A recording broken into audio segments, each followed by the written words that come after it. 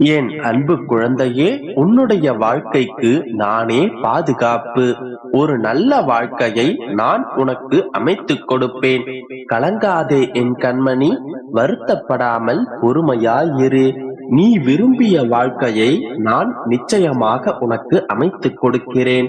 முன் செய்த கர்ம வினைகளின் காரணமாக இப்போது நீ சில துன்பங்களை அனுபவித்து வருகின்றாய்.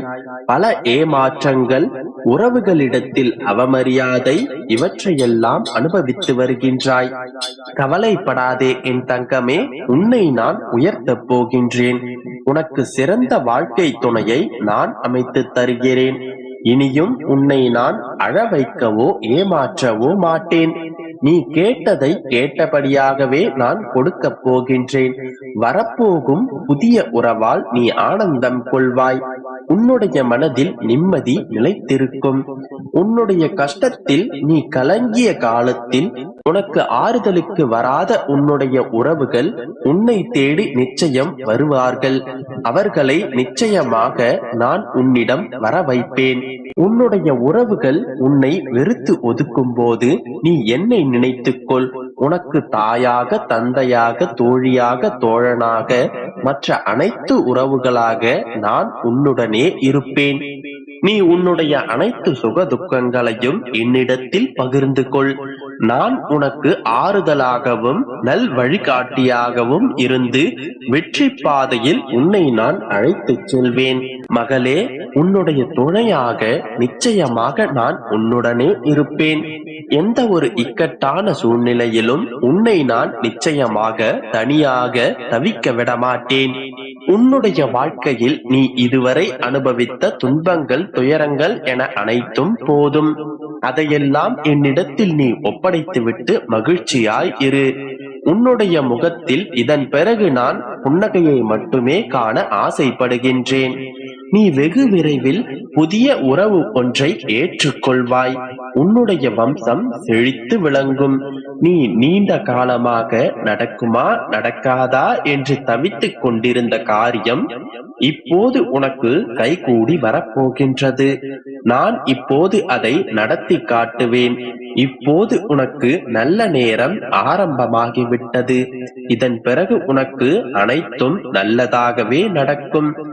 வீணாக உன்னுடைய மனதை போட்டு குழப்பிக் கொள்ளாதே.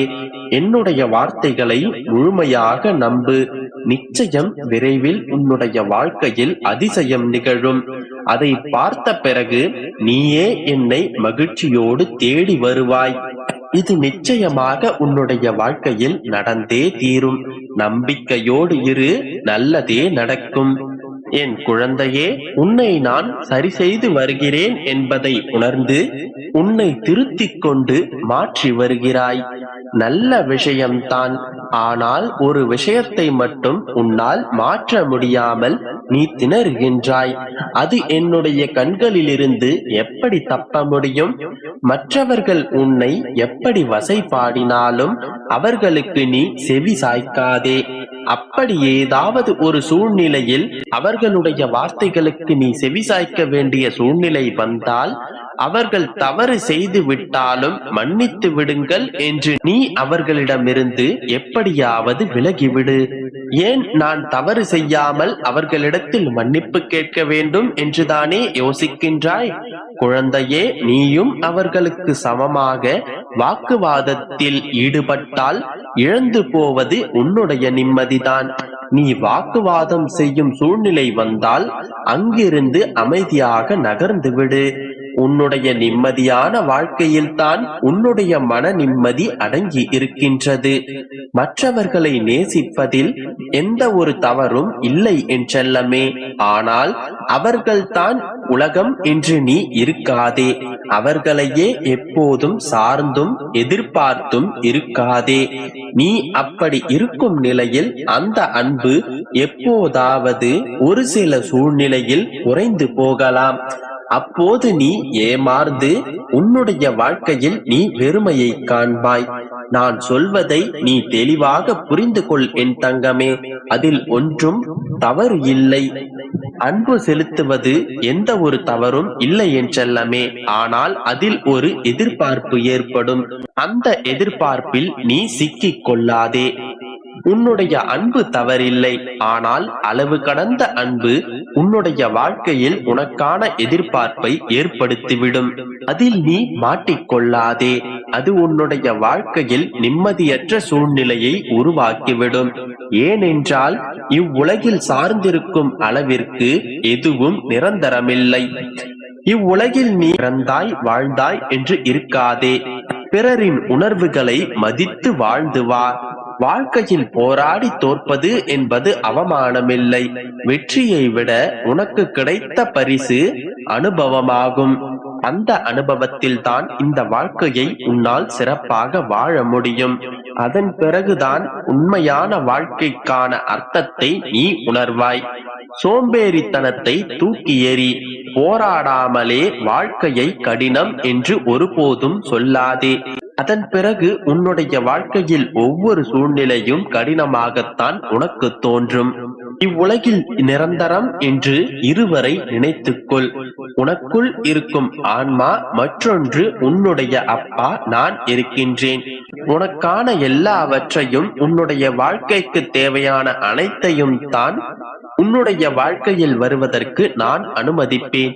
அதனால் நம்பிக்கையோடு இரு. அனைத்தும் நல்லதாகவே நடக்கும். என் அன்பு குழந்தையே, என்னுடைய கருணை பார்வை இன்று உன்மீது இருக்கின்றது. அதனால்தான் எனதிந்த வார்த்தைகளை கேட்கும் பாக்கியத்தை பெற்றிருக்கிறாய். இது உனக்காகவே ஆசீர்வதிக்கப்பட்ட என் வார்த்தை. எனவே எந்த தயக்கமும் இல்லாமல் முழுமையாக கேள்.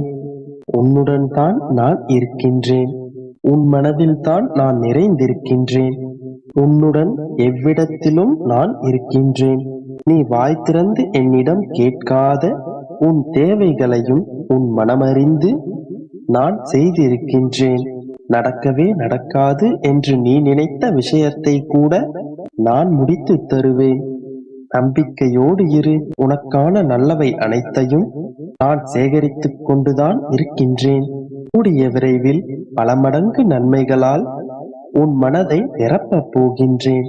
இன்னும் சில நாட்களிலேயே உன் பிரார்த்தனைகளுக்கு பதில் கிடைப்பதை நீ பார்க்க போகின்றாய். இதோ இப்போது என் பிள்ளைக்கான சத்திய வாக்கினை தருகிறேன் கேள்.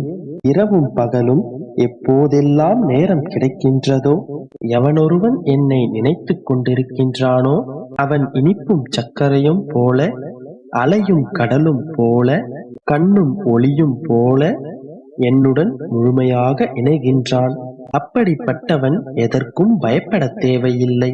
அந்த பக்திக்கும் அன்பிற்கும் ஈடு இணையாக அவன் எப்பொழுதெல்லாம் உதவி கோரி நிற்கின்றானோ அப்போதெல்லாம் என்னுடைய உதவியை அவனுக்கு நான் அனுப்பி வைப்பேன்.